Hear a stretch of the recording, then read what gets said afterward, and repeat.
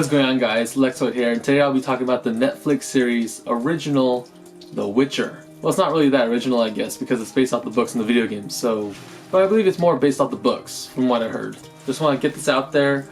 I haven't played any of the Witcher games, so don't hate me, don't bite me. Unless you want to follow me, then go ahead. You could, I guess. So I went in knowing nothing about any of the lore, but I heard that it's really cool. Just want to say what gravitated me towards this show was Henry Cavill. And I love this Geralt character. I mean, even though he's not given that much to do, like there's not a lot of range with his character, you know? He kind of just like is in the corner brooding. Then next thing you know, he's like beating the hell out of a monster. Then he'll probably insult a human or something saying, hey, I'm immortal and you're not like me. Took me like an episode or two to get used to his brood kind of voice, you know? He just sits around talking like, I'm a witcher. I was made by magic.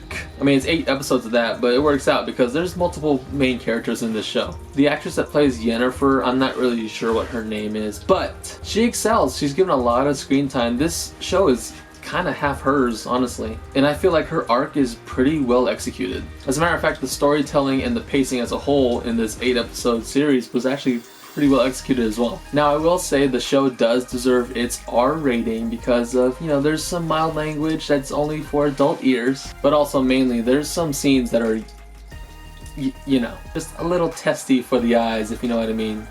I only had one problem with the show, and that's how they explain how time works. Now, I understand when there's shows and movies that kind of just show you something that happens in the future in the beginning of the movie, and then throughout the plot it explains how you got to that. See, that part's fine. But throughout this show, like sometimes characters will be like, hey, haven't seen you in a few years. But really to you, to the viewer, you're like, I just saw you guys talk like 40 minutes ago in the last episode. And the characters don't really age, so I couldn't really tell how long it's been between times they've seen each other or how long has passed since I last saw them in the last episode, you know? And there are some secondary subplots that weren't fully realized and they weren't really finished, but I understand we are getting a second season, which hopefully means that those subplots are gonna be finished in that season. And it's not a negative, but of course it is a TV show with the season coming, so it does end on a cliffhanger. Story was good, the pacing was good, and I love all the actors that were working on it. This show felt like it had a budget behind it, and it kept me entertained for about 8 hours. I give it a solid 4 out of 5, almost a 5. Just had some minor problems with the time lapse and time jumping because if I didn't have any exposition to explain those,